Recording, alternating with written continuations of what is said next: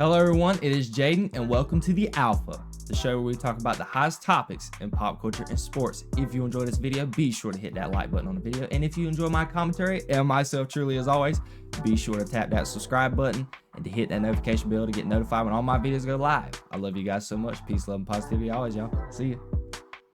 This is another movie, as I stated earlier, with Superman that had a lot going on while I was gone. It just seems that, there's a lot of crap that just happens when I'm not here.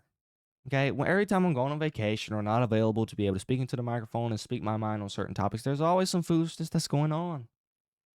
Story of my life. But there was a lot going on. So there was a surprise public or private. I cannot remember if it was private or public. Just anyways, there was a test screening. This is something that Marvel does not usually do. And it took place in California. And it got him a lot of mixed reviews. And there was a lot of stuff going on. Specifically, there was this story going around that a guy in the test screening screamed mid in front of the test screening, and Kevin Feige and whatever the other guy's name is, they started and got upset and they were furious and mad, whatever. That right now, as we speak, seems to be debunked. There was the person who was involved with this had to clear some things up, stating that the person that was sitting beside him was like not satisfied with the film and ultimately said that the film was mid. He didn't blurt this out. This was something that was said in a small private conversation type thing between him and the source. From my interpretation, I'm just paraphrasing that part. That seems to be the general consensus of what really happened. There was no person that shouted mid in front of the test screening. That was with Kevin Feige and the Marvel people there to hear that. That was not what would happen. Although, we got some things that did happen though. A lot of people that were there did think that the film was mid, including that source. But there was a lot of excellence. So I guess there was a scorecard going around, and word was that there was a lot of excellence on those scorecards. And here was the general consensus that the villain was great. Galactus was great.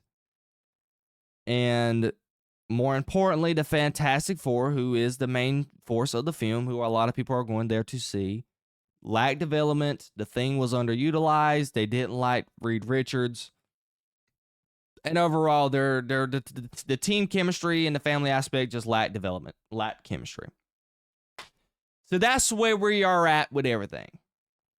And as we speak, and as I'm making this podcast, the tickets for the Fantastic Four went on sale today. And it seems that they are making movie websites such as AMC and others crash with a lot of fans buying tickets.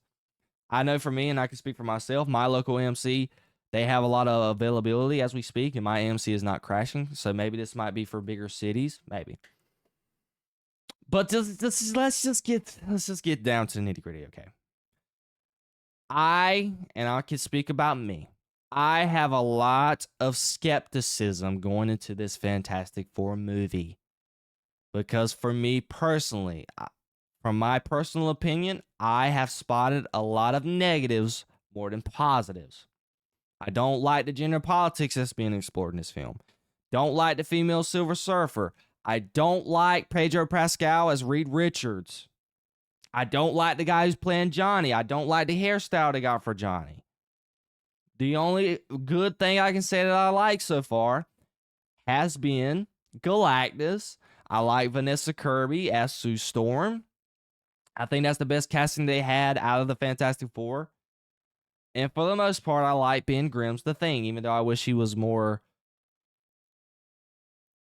masculine, you could say, because he don't talk like how can I say this? He's not got that dark, gritty voice like there has been in the video games, in the movies that The Thing has been voiced like in the past. They're going with a new perspective. It sounds like it's more of a basic tone type of The Thing where it's like just a normal person talking. I'm fine with it. I'm cool with it. Fine. It's a good thing for me. But mostly the negatives outweigh the positives. Okay. And this test screening, it's not changing my opinion of the film. Okay. I'm a Fantastic Four fan. I'm going to go see the film. Am I skeptical going into it? Absolutely. But guess what? It's Marvel. They're going to get my money because I am an MCU fan. I am a film critic. Okay. I'm trying to be part of the media industry. It's my job to go see this film and give my piece. Okay. So I'm going to be there opening weekend. I'm probably not going to get my tickets now, but I'm going to be there in some way, form, or aspect opening weekend on July 25th. Okay. And this whole vibe that some things excellent, some thinks it's mid. Look, okay, you can't satisfy everybody. When you're going into a film, even the best films, okay? A lot of people think The Dark Knight isn't that good of a film in comparison to other films. A lot of people think it's the best film of all time. And I'm one of those people. I do think The Dark Knight is one of the best films of all time. But look, you're going to have mixed opinion. Not everybody's going to agree. It's rare that a lot of films get the general consensus that it is a fantastic film. Okay? Even though a film just like Thunderbolts, it was relatively perceived by the fans as great. But I'm sure in test screenings, there was a mixed bag. It's a test screening for a reason. You get different types of audiences there from different perspectives. People who you might think will like it and people that you will probably think won't like it. And you use that information to kind of get to a general middle ground. And from what I've heard, this was a very unfinished film that they did show. A lot of the VFX wasn't done. A lot of things wasn't up to par and wasn't finished because it wasn't a finished portion of the film. Okay? But still, us fans, obviously we're going to talk about it and we're going to critique it. But we shouldn't people shouldn't make this test screenings be the reason why they don't go see the film. That's all I'm trying to argue. But let's just get back to the actual details, okay? Do I think a lot of people think it's mid? More than likely, just because of the character development part. Yeah. Are there some people who think the character development is great and was the reason why they call it excellent? Yeah. Because if I'm not mistaken, here were the positives. I got them right here. I thought I did. Ralph's Galactus is described as terrifying and the best part of the movie. Galactus' design looks like he was ripped out of the comics. The film's plot feels very Lovecraftian with a cosmic horror angle that gives it a lot of personality. The negatives were viewers felt the characters lacked development. Reed Richards' powers were underwhelming and the thing was barely used. So that is where we're at, okay? And that altogether, if you tally it up, get to a middle ground from those reviews, it leads to a mid film, okay? You cannot have a film where the your main protagonist, lacks development. That is just not a recipe for success when you're making a superhero film, okay? And your villain cannot be the best part.